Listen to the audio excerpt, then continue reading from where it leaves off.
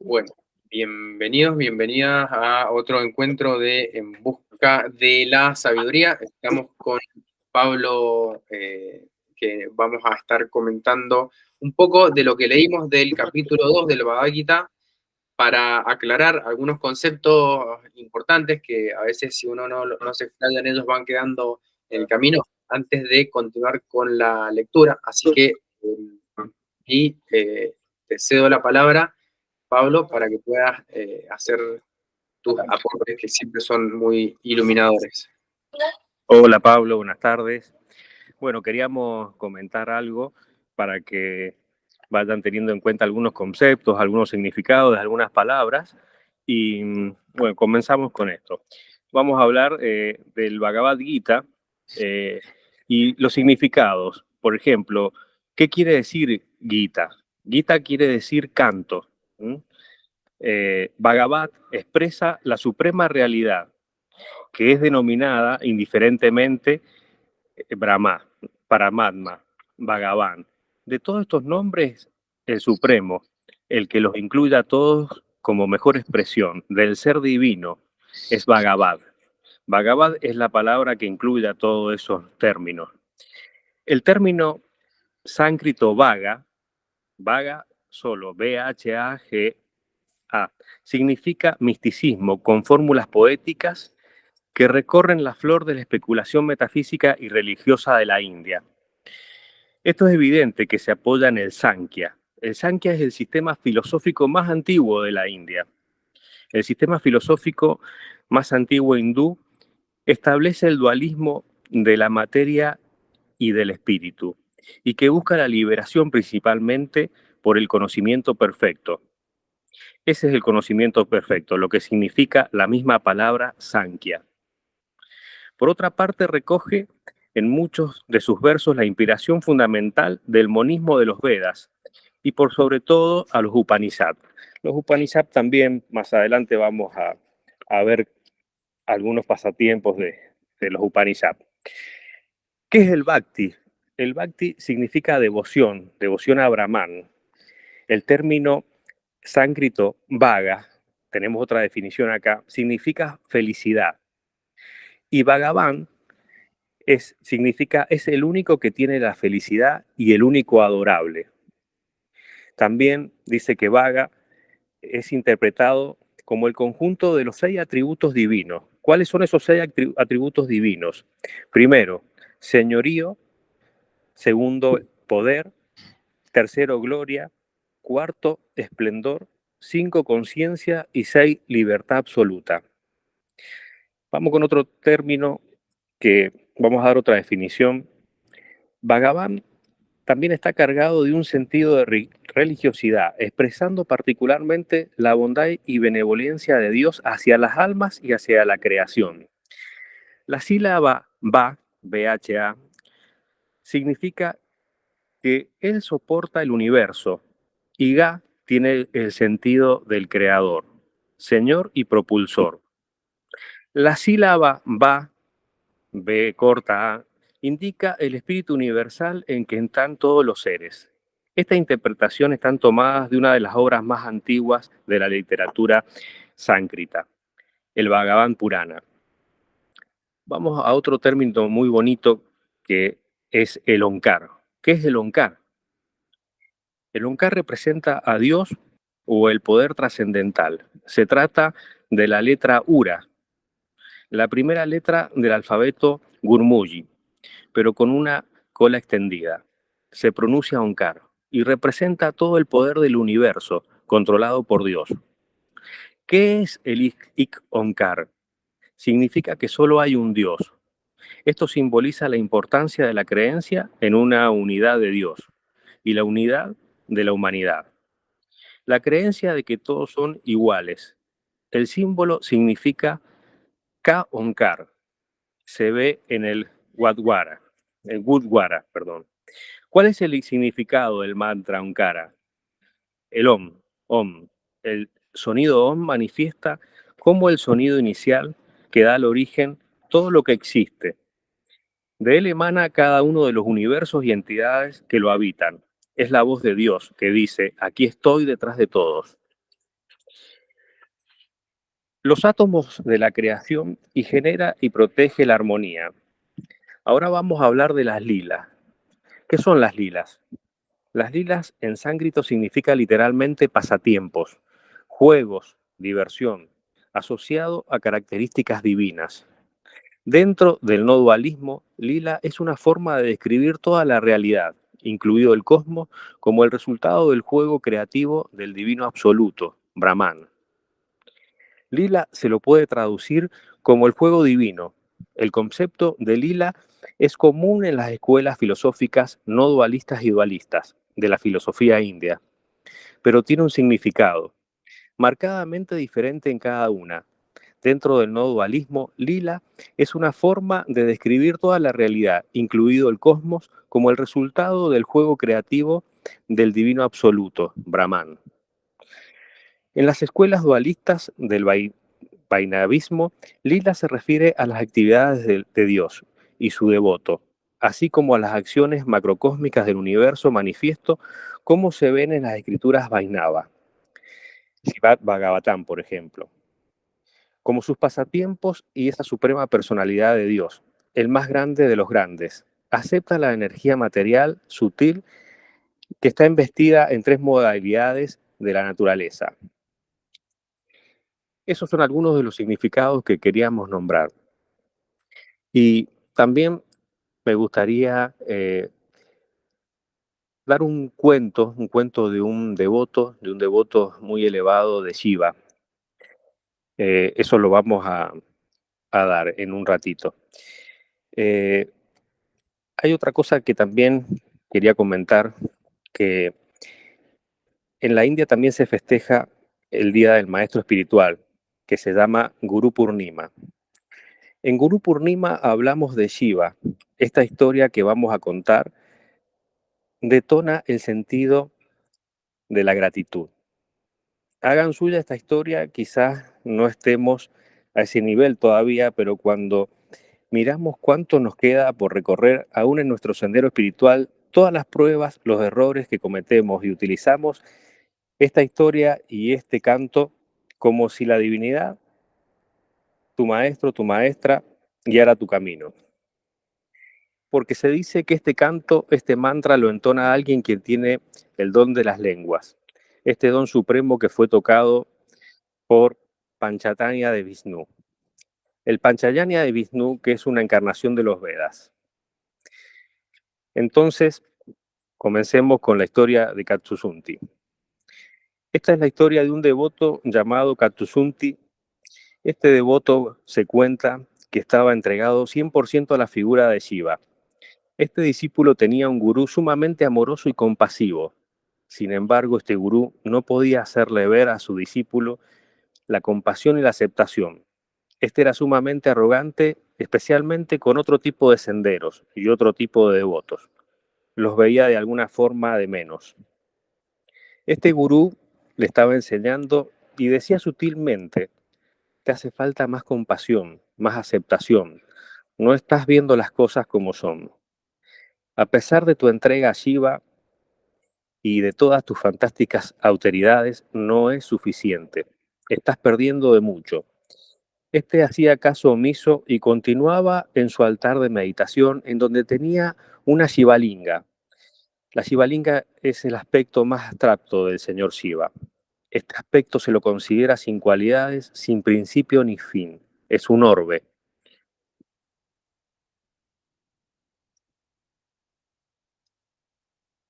Katusumti estaba entregado en una meditación y su gurú entró. Se dice que un gurú de esta estatura es el vehículo que nos ayuda a volvernos a nuestro estado supremo. Por ende, es digno y merecedor de nuestro puro y completo respeto. Sin embargo, para Katusumti no fue así. Estaba meditando e intentando absorberse en Shiva y entró su gurú. Se encontraba en una profunda meditación y no reverenció a su gurú. Shiva siente su arrogancia, su desprecio hacia la figura y se hace presente. Se hace presente con enojo Y Shiva manifiesta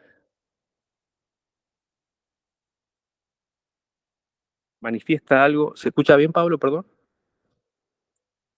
Como que se me Sí, cortó sí, acá. sí. Sí, se escucha. ¿No lo tenés al aire o sí? Estamos grabando.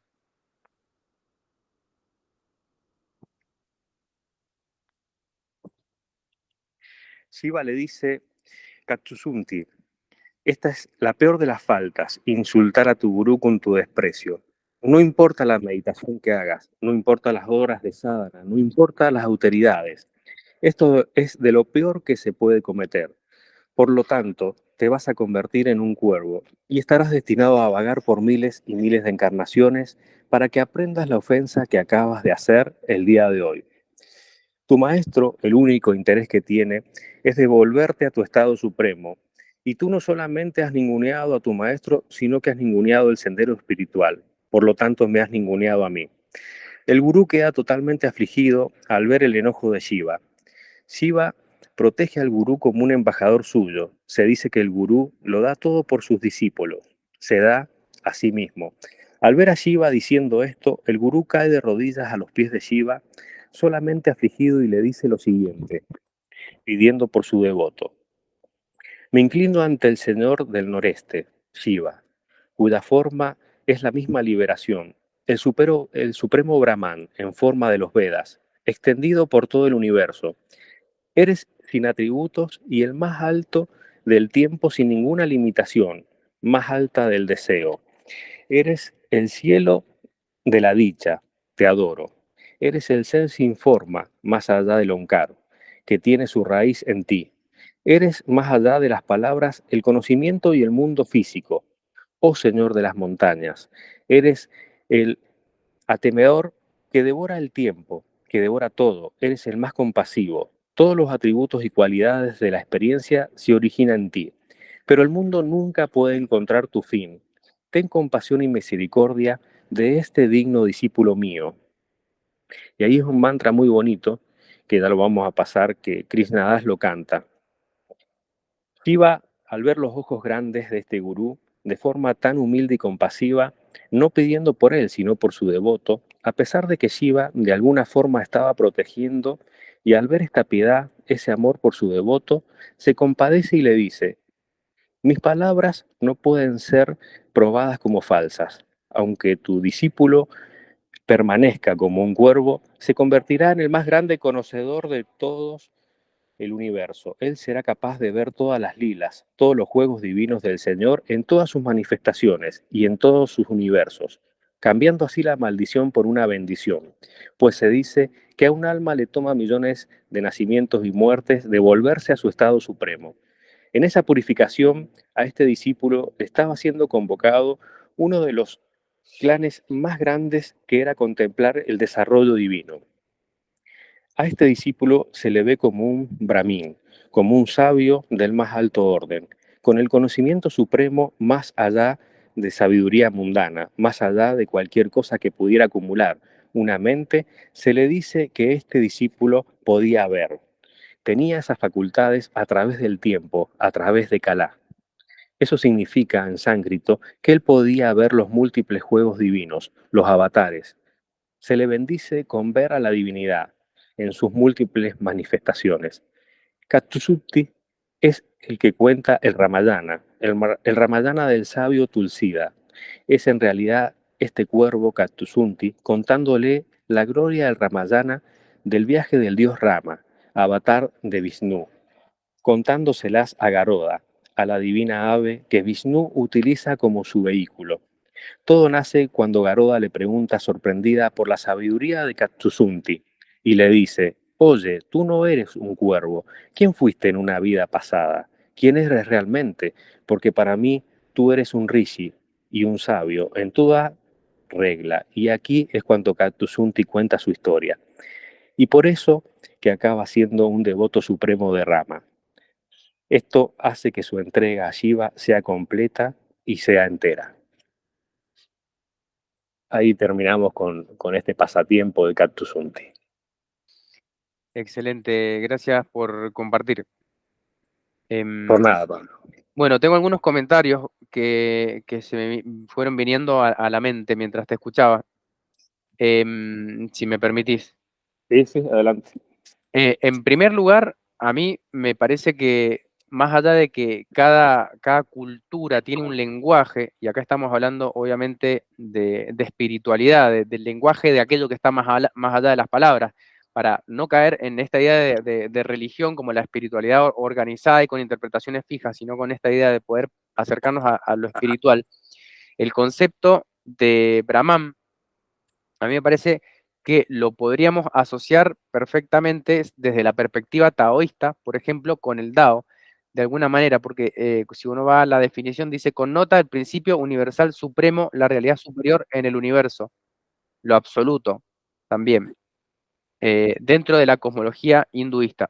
Para mí, se podría leer todo con una cuestión de lenguaje, ¿no? Todo el Bhagavad Gita, para los que conocemos más de taoísmo, cambiando la palabra Brahma por Tao. De hecho, en la espiritualidad taoísta se dice que lo que busca es hacerse uno con el Tao, y ese hacerse uno también lo podemos entender como una unión, que es el significado de yoga. Yoga es buscar la unión con esa realidad espiritual superior. Y todo el Bhagavad Gita va presentando los distintos tipos de yoga o caminos hacia esa unión. De hecho, en el capítulo 2, que es el que habíamos leído, es el yoga del conocimiento, es decir, la unión con lo supremo a través del conocimiento, y en el capítulo 3, por ejemplo, presenta el yoga de la acción y después el yoga de la devoción, y así va presentando los distintos caminos espirituales para lograr esa unión. También me parece interesante, como comentario, por ejemplo, en los sutras budistas del Canon Pali se menciona a Siddhartha Gautama, el Buda, también como Bhagavan, como el bienaventurado, que es otra forma de hacer referencia a este atributo divino. Y de hecho, eh, no tengo bien claro cuáles son las palabras, pero creo que desde la perspectiva hinduista, el Buda, Sakyamuni, Siddhartha Gautama, lo ven ellos como una encarnación de su Dios, o sea, como un avatar de Krishna. Bien, que con esta idea que se manifiesta lo divino cada vez que existe la necesidad de una enseñanza espiritual, entonces toma forma humana este principio supremo para iluminar, que no es tan distinto al concepto también de cristiano del Hijo de Dios. Entonces, otra de los temas que me parece que, bueno, que se mencionan en este cuento que leíste es el tema de la inmortalidad del alma, que es el tema central del capítulo 2 de la Bhagavad Gita, porque viene el capítulo 1 es el desaliento de Arjuna, que presenta la situación del campo de batalla, que se ve que tiene que pelear y matar a sus familiares, y eso lo desanima, pero el capítulo 2, cómo se sortea este primer obstáculo, es a través del conocimiento de la inmortalidad del alma como concepto. Y el concepto de reencarnación, yo lo que alcancé a entender de lo que hemos leído hasta acá es con esta idea de que a través de los ciclos de encarnación el alma va evolucionando, o sea, el estado de estar encarnado como una suerte de etapa de aprendizaje en el camino hacia la unión o ese yoga, esa unión con lo divino. Bueno, yo creo que esos conceptos son los que puedo rescatar. Me gustó mucho el concepto de lila o pasatiempo, en esta idea de que el propósito de la creación es como una suerte de juego de la divinidad misma, de ese principio absoluto que no tiene un fin último, sino con esta idea del juego es por el juego mismo. O sea, muchas veces se dice que el propósito de la existencia es que el Dios o lo supremo o lo absoluto se conozca a sí mismo a través de nosotros, que somos parte de ese absoluto también. Bueno, esos son los conceptos que me parece que está bueno ir como recalcando, porque podemos encontrar estas similitudes entre el budismo en el taoísmo también con esta escuela que es previa, si se quiere, temporalmente, igual hay algunos sincronismos también, pero los conceptos, si cambiamos el lenguaje, la interpretación no es tan distinta. Fíjate una cosa, Pablo, que hay similitudes, yo considero lo mismo que vos, siempre he leído que todos tenemos esa chispa divina. Y fíjate lo que decía este pasatiempo, ¿no? Que el alma lleva miles reencarnaciones y muertes para llegar a su estado supremo, ¿no? Y en cada reencarnación es como que vamos depurando, vamos limpiando, vamos mejorando, vamos enderezándonos para llegar a ese estado supremo, ¿no? Y también nombra ahí que los gurús, los maestros, o como en cada religión se llame, son vehículos para llegar a ese estado, ¿no? Y por eso le debemos un respeto, ¿no? Un respeto porque en todas las religiones lo dan todo, ¿no? Y creo que sí, como vos decís, hay muchas similitudes, pero bueno, nosotros vamos asociando también esas similitudes que hay, ¿no? Siempre, fíjate que en la India, ellos, ¿qué dice el Bhagavad Gita, el Mahabharata? Ellos nombran las lilas como los pasatiempos y muchas de las enseñanzas son a través de de esas lilas, de esos pasatiempos, cómo marcan toda esa rectitud, todos esos aprendizajes, ¿no? Para las demás almas. Bien, excelente. Bueno, yo creo que también, más allá de que hay personas que puedan no tomar como verdadera una creencia, o sea, hablamos de creencia, aquello que no lo podemos demostrar ni negar con hechos concretos, pero justo en el encuentro anterior habíamos estado hablando del sutra del Kalama Sutra, el Sutra de los Kalamas en el budismo, donde el Buda plantea que más allá de la creencia en una vida posterior o en el karma o en los méritos, explica que la rectitud, por así decirlo, vale la pena ser practicada por los beneficios que nos trae actualmente. Y otro de los temas centrales de ese sutra era el hecho de que más allá del respeto que debemos tener por nuestros maestros, siempre tenemos que primero considerar toda enseñanza, cual sea el origen, si es maestro, fuente, tradición, texto, lo que sea, que si puesto en la acción y practicado es beneficioso y provechoso y nos lleva a un estado de mayor ecuanimidad, compasión, amor y alegría. Porque muchas veces la fuente puede ser libre de tacha, si se quiere, pero a veces la interpretación que uno hace de esas enseñanzas puede ser un poco desviada y nos lleva a que la aplicación muchas veces no sea la mejor. Bueno, quería hacer ese comentario en referencia a lo que habíamos hablado también en el encuentro anterior. No sé si hay algo más que quieras agregar. No, te escucho. Bueno, bienvenido Emiliano ahí también. Podemos, si estás de acuerdo, seguir avanzando con el texto. No sé si Emi tendrá algún comentario o pregunta. Y en todo caso, lo que surja lo vamos acotando. ¿Está bien? Está bien, te escuchamos entonces. Bien, disculpen que estoy con el cuadro medio de resfrío. Voy a leer entonces. Vamos con el capítulo 3 del Bhagavad Gita. Antes voy a leer 2 párrafos de la introducción que hace Gandhi al Bhagavad Gita. Dice, respecto de su deseo de crear una nueva traducción, porque no habían disponibles para él en su época traducciones lo suficientemente buenas, dice, este deseo no significa ninguna falta de respeto hacia otras traducciones. Ellas tienen su propio lugar, pero no estoy enterado de la afirmación hecha por los traductores respecto al significado del Gita en sus propias vidas. Mi estudio está respaldado por la decisión de un esfuerzo por observar su significado en mi propia conducta por un periodo ininterrumpido de 40 años. Por esa razón, abrigo el deseo de que todo hombre o mujer Gujarati, que es el pueblo natal de Gandhi, que desee modelar su conducta de acuerdo con su fe, pueda digerir y sacar fuerzas de la traducción que aquí presento. Mis colaboradores también han trabajado en esta traducción. Siendo muy limitado mi conocimiento del sánscrito, yo no podía tener plena confianza en mi traducción literal, por lo tanto, la traducción pasó por los ojos de, bueno, y él menciona a las personas que lo han ayudado. Entonces, lo interesante de la traducción de Gandhi es que él hace una interpretación, ¿no? Pero desde su esfuerzo y su dedicación y de usarlo como texto espiritual durante sus 40 años de misión, podríamos decirlo. Por eso me parece que a pesar de que sea una traducción quizá no tan estricta en cierto sentido, de hecho algunos mismos pasajes él más adelante dice que no los logra interpretar del todo o que no está de acuerdo con ellos, sí la esencia del Gita él la toma en base a su propia misión espiritual. Pablo, no sé si me escuchás ahí. ¿Se Sí, escucha bien? Bueno, mira, a mí me gustaría agregar algo que dice el Gita de Gandhi, de cómo es un devoto.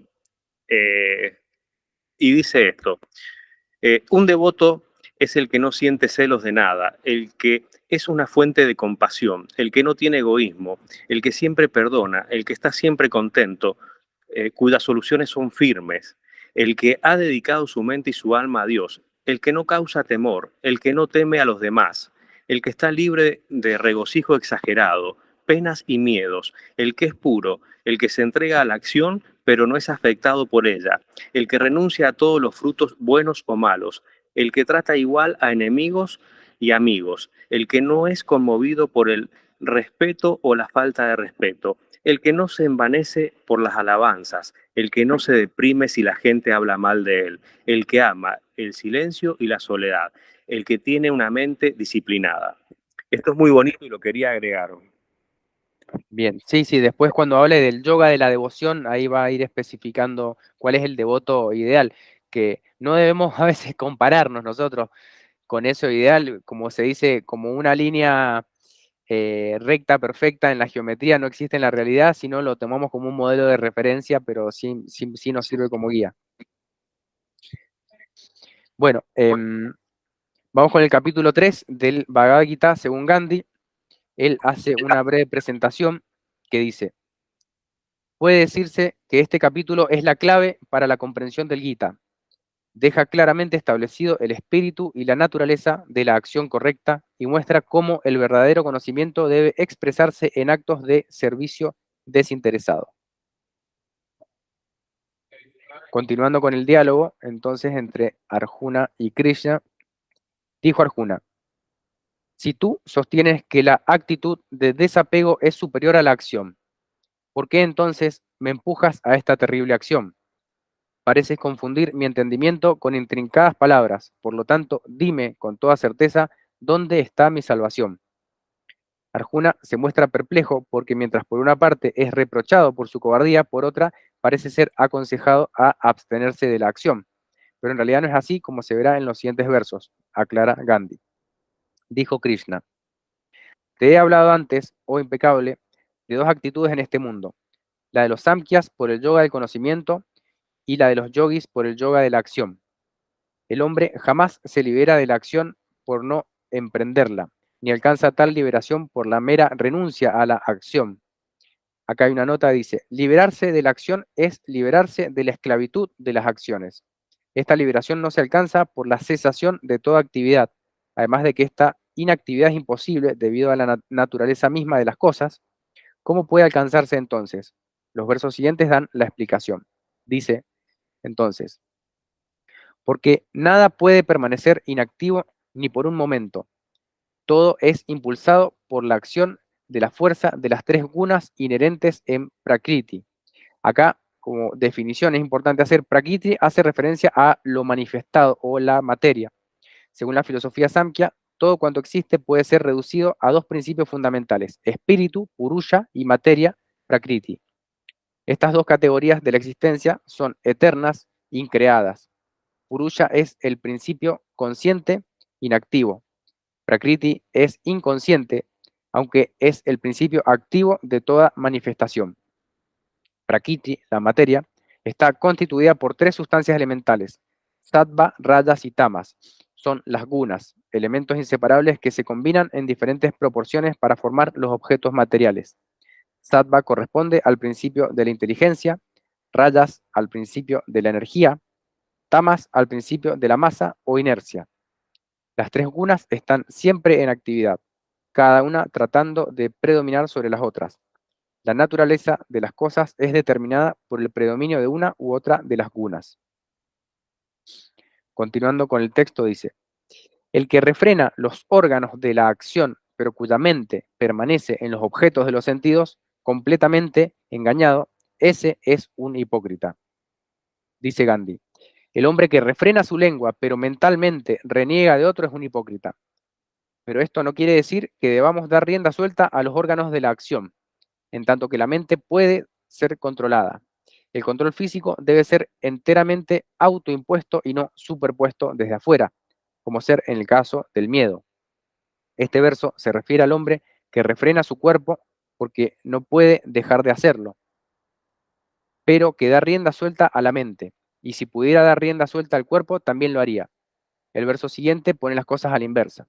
Dice, pero aquel, oh Arjuna, que manteniendo todos sus sentidos bajo control, se entrega al yoga de la acción sin apego, tal hombre es superior. Y dice Gandhi, la mente y el cuerpo deben marchar de acuerdo. Aún manteniendo controlada la mente, el cuerpo estará activo de una manera u otra.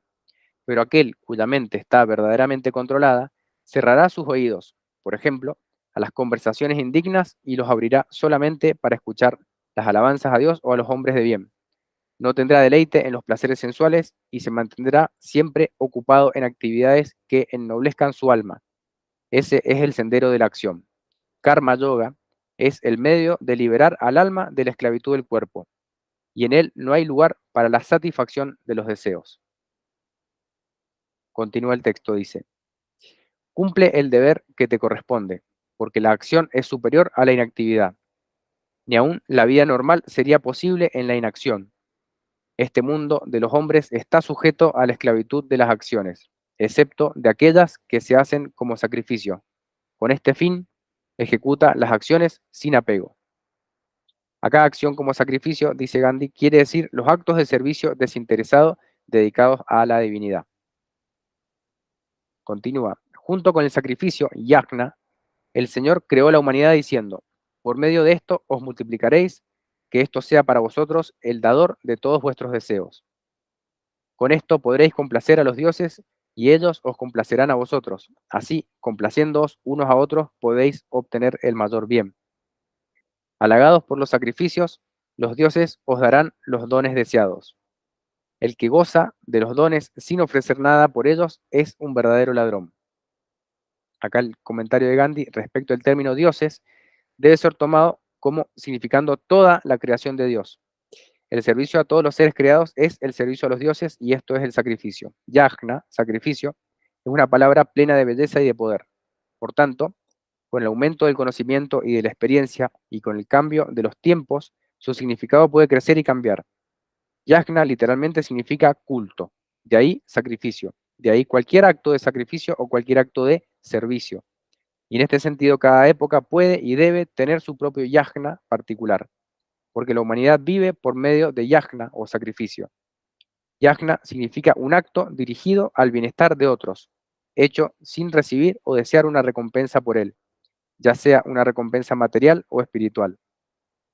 El término acto debe ser tomado en su más amplio significado e incluir pensamiento y palabra.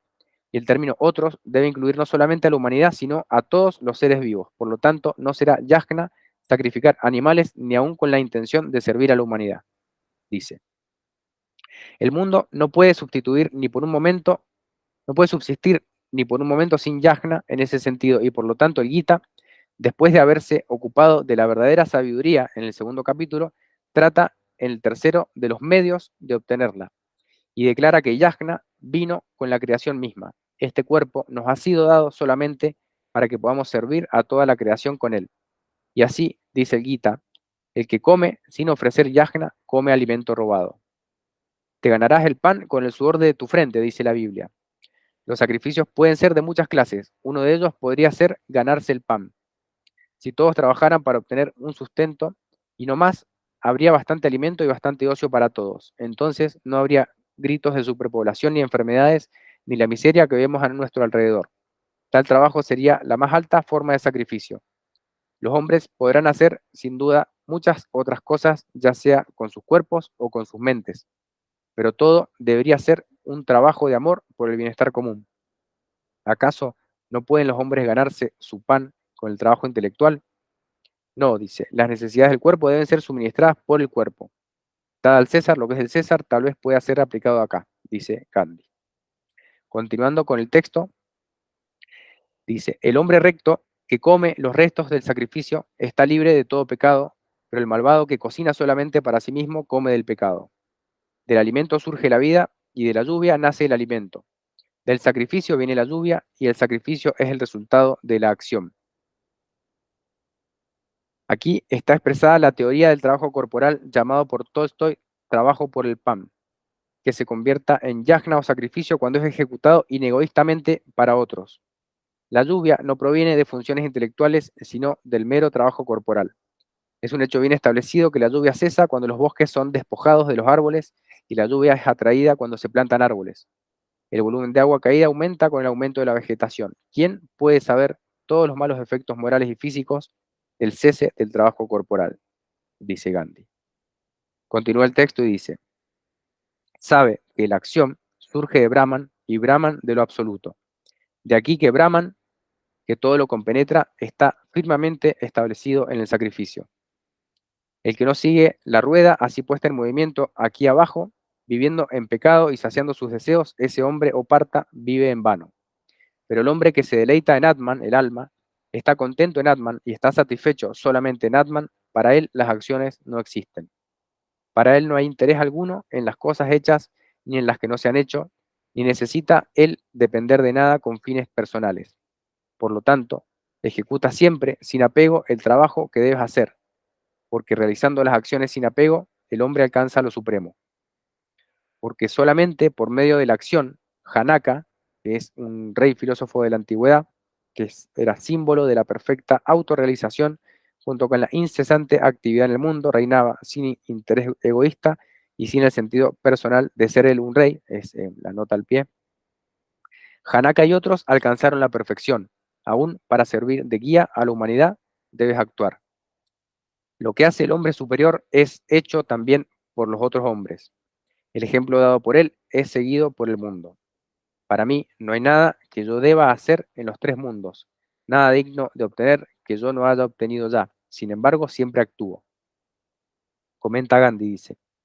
A veces surge la objeción de que, siendo Dios un ser impersonal, no es probable que realice ninguna actividad física y que a lo más se le puede suponer una actividad mental. Esto no es correcto, porque el incesante movimiento del sol, la luna, la tierra, etc., significa Dios en acción.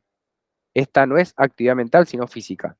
Aunque Dios es impersonal y no tiene forma, Él actúa como si tuviera forma y cuerpo, de manera que aun cuando Él está siempre en actividad, está libre de las acciones, no es afectado por la acción. Lo que debemos tener presente es que así como todos los movimientos y procesos de la naturaleza son mecanismos, pero guiados por la inteligencia o voluntad divina, también el hombre debe reducir su conducta diaria a una regularidad y precisión mecánica, pero debe hacerlo inteligentemente. El mérito del hombre consiste en observar la guía divina tras todos estos procesos en una inteligente imitación de ella, en lugar de poner énfasis en el aspecto mecánico y reducirse a un autómata. Uno tiene que separar su alma, apartarse del apego a los frutos de toda acción, y entonces no solamente tendrá asegurada una precisión mecánica, sino seguridad contra todo desgaste. Actuando así, el hombre permanece lozano hasta el fin de sus días. Su cuerpo perecerá a su debido tiempo, pero su alma permanecerá siempre joven y sin arrugas. Qué bonito. Me dejan agregar algo, Pablo, de mis permisos. Eh, algo que leí de Gandhi, ¿no? Y de Tolstoy. Fíjense una cosa que se dice que el hombre sabio aprende de todas las personas, ¿no? Y se me vino esto a la mente. Gandhi, más allá de haber tenido todo a su alcance, todo el conocimiento en la India, ¿no?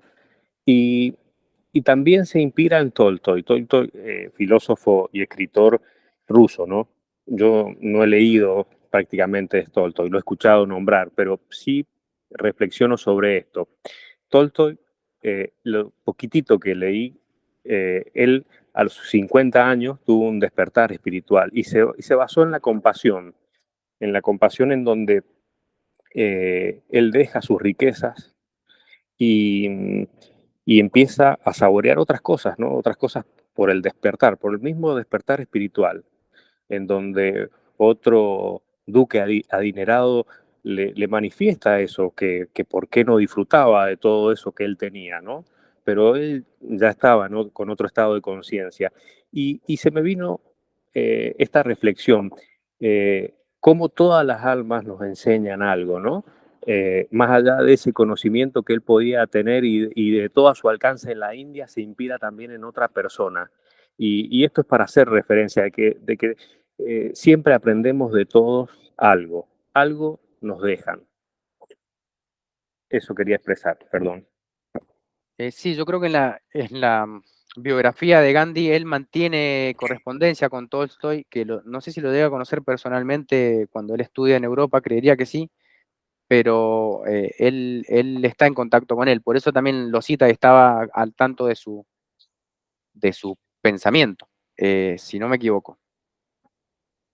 Em, sí, también yo tengo muchos comentarios acá para hacer, pero también es parecido a esta idea del taoísmo de buscarle, ¿cómo se dice? La armonía con la naturaleza, que es lo que les permite regularse y alcanzar la longevidad. En el ideal taoísta acá también es esto que dice, actuando así, un hombre permanece lozano hasta el fin de sus días, en el sentido de estar armonizado, no siendo un autómata, sino imitando la inteligencia de la naturaleza, y que la naturaleza es otro aspecto del Tao, en el taoísmo. Yo veo también hay una similitud muy, muy grande con eso. Bueno, ¿querés que siga leyendo? Por favor. Bien, dice el texto. Porque si yo no permaneciera siempre activo, siempre despierto, los hombres seguirían mi camino por todas partes. Si yo no ejecutara mi tarea, estos mundos serían destruidos. Yo sería la causa del caos y del fin de la humanidad. Tal como el ignorante ejecuta todas las acciones con apego, también el sabio debe actuar, pero con desapego, por el bienestar de la humanidad.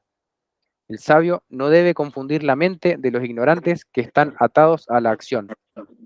Más bien, él debe ejecutar las acciones con desapego y así estimularlos para que hagan lo mismo. Toda acción es hecha enteramente por las gunas de Prakriti. El hombre engañado por el sentido del yo piensa, yo soy el hacedor. Pero aquel que comprende la verdad de las gunas y sus diversas actividades sabe que son las gunas las que operan unas sobre las otras. Él no pretende ser el hacedor. Dice Gandhi. Tal como el respirar, pestañear y otros procesos similares son automáticos y el hombre no pretende tener influencia sobre ellos, siendo consciente de estos procesos solamente cuando la enfermedad u otra causa los detiene, de la misma manera, todas sus actividades deberían ser automáticas, en el sentido de no arrogarse la causa o la responsabilidad de ellas. Un hombre caritativo ni siquiera sabe que está haciendo actos de caridad. Está en su naturaleza el hacerlos, no puede evitarlo.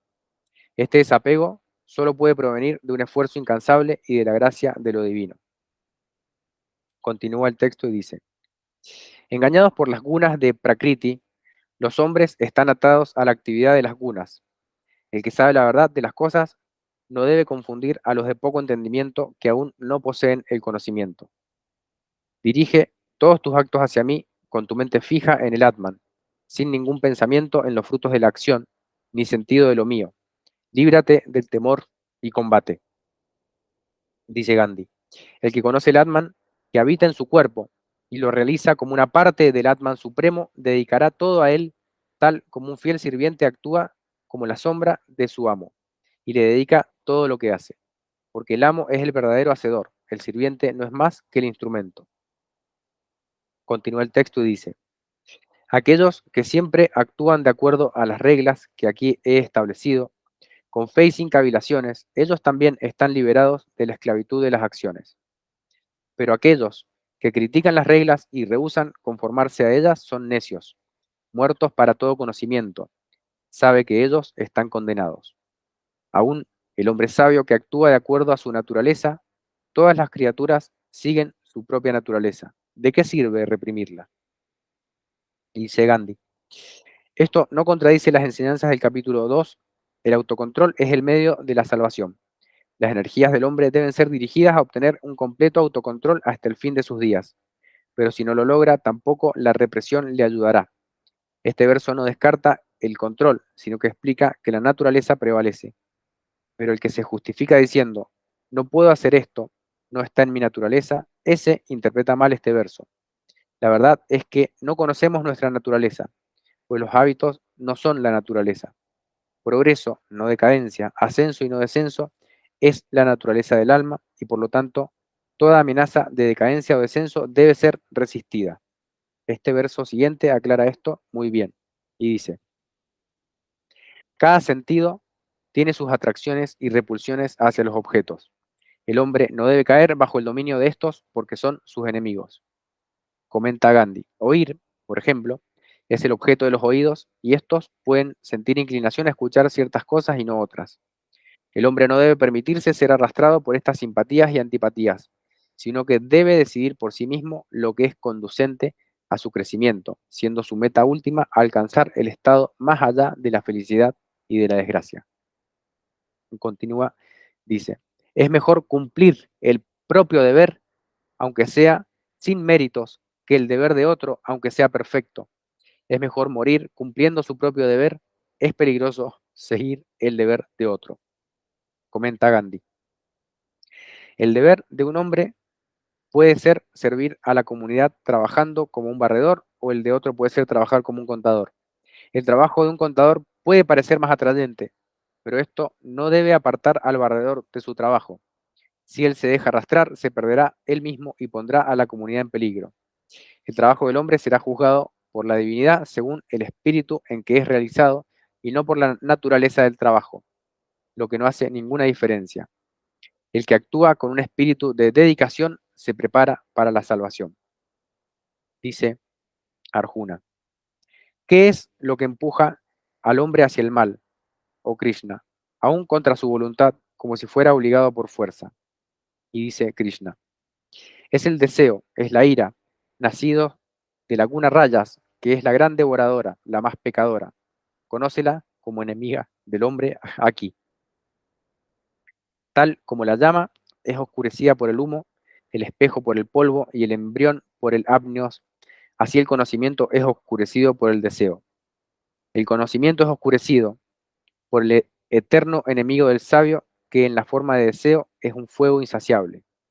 Se dice que los sentidos, la mente y la razón son su asiento. Por medio de estos oscurece el conocimiento y entorpece al hombre. Cuando el deseo, dice Gandhi, se apodera de los sentidos, la mente se corrompe, la discriminación se oscurece y la razón se arruina. Por lo tanto, continúa el texto, primero controla los sentidos y después líbrate de este pecador, destructor del conocimiento y de la discriminación. Se dice que los sentidos son superiores al cuerpo, la mente es superior a los sentidos, la razón es superior a la mente, pero aún superior a la razón es él, el Atman. Así, considerando que él es superior a la razón y controlando el ser por el ser alma, el Atman, destruye a este enemigo, el deseo, tan difícil de dominar. Comenta Gandhi: cuando el hombre realiza su ser, su mente estará bajo su control y no dominada por los sentidos. Y cuando se ha conquistado la mente, ¿qué poder tiene el deseo? Por cierto, que es un enemigo sutil, pero una vez que los sentidos, la mente y la razón están bajo su control, el ser supremo, el deseo se extingue. Así termina el tercer capítulo titulado El Yoga de la Acción, en el diálogo entre Krishna y Arjuna sobre la ciencia del yoga como parte del conocimiento de Brahman en el Upanishad llamado el Bhagavad Gita. Bueno, Excelente. excelente. Algunas similitudes sigo recalcando por ahí quizá de forma repetitiva, pero en el tema del desapego, cuando en el budismo, por ejemplo, se habla de que el deseo es la causa del sufrimiento, la acción sin apego, o sea, la acción renunciando al fruto de la acción, también sería la forma de estar en el mundo y actuar, pero liberarse de el deseo que genera el sufrimiento. Ahí hay otro paralelismo también entre el Gita y el budismo, interesante. Sí, hay muchas clases de apegos, ¿no? Y esos apegos, tanto en lo material, en relaciones, etcétera, es lo que genera el sufrimiento, al no poder llegar a obtener eso, al querer algo, ¿no? Y bueno, de eso habla también el budismo, el hinduismo, etcétera, ¿no? Sí, me parece muy, muy interesante este capítulo en el cual nos impulsa a realizar la acción correcta. De hecho, también está el concepto este de el mérito, que se toma mucho en la cultura oriental del hacer buenos actos o buenos méritos, que sería como el fruto de la acción es obtener mérito para obtener un beneficio. Hay muchos tipos Generar Dharma. Sí, de Generar alguna Dharma. manera es como o karma positivo, pero sigue siendo una forma de apego también. Exacto, exacto. Yo estaba pensando en este concepto que hay una amiga, una maestra de yoga muy querida que ha viajado a India y siempre dice que hay como una espiritualidad muy materialista, que lo menciona en el Gita también, de esto de hacer rituales y pedir a los dioses por cosas materiales, ¿no? Donde está esta idea de hacer algo para obtener, claro, el dar para recibir sería, no hay un verdadero sacrificio, el yajna, como decía, sino que yo estoy haciendo como una transacción. Que nos advierte contra eso también el Gita. Lo que pasa es que no quito mérito a la India, ¿no? Pero también hay parte espiritual y parte no espiritual en la India. Y muchas almas también han reencarnado en otras partes del mundo. ¿Pero para qué? Para dar esas enseñanzas. No solamente en la India. Hay almas muy elevadas que también han reencarnado en otras partes del mundo, ¿no? Entonces no debemos quitar mérito también a esas almas en donde están en otros lugares, ¿no? No solamente en la India. No, sí, sería como una suerte de espiritualidad materialista, donde uno cultiva cierto ritual o espiritualidad, pero solamente para obtener beneficios materiales.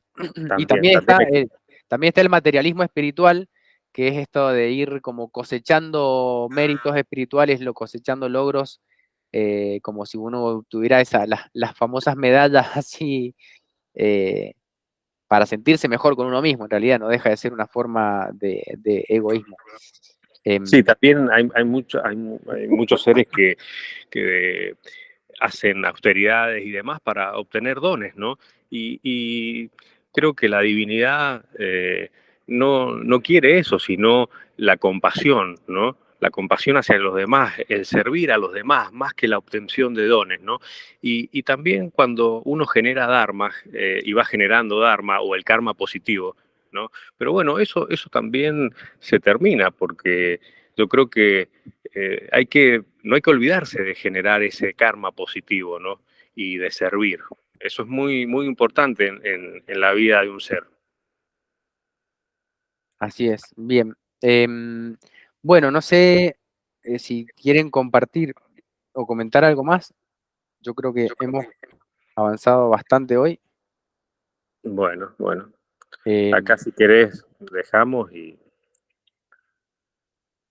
podríamos, cuando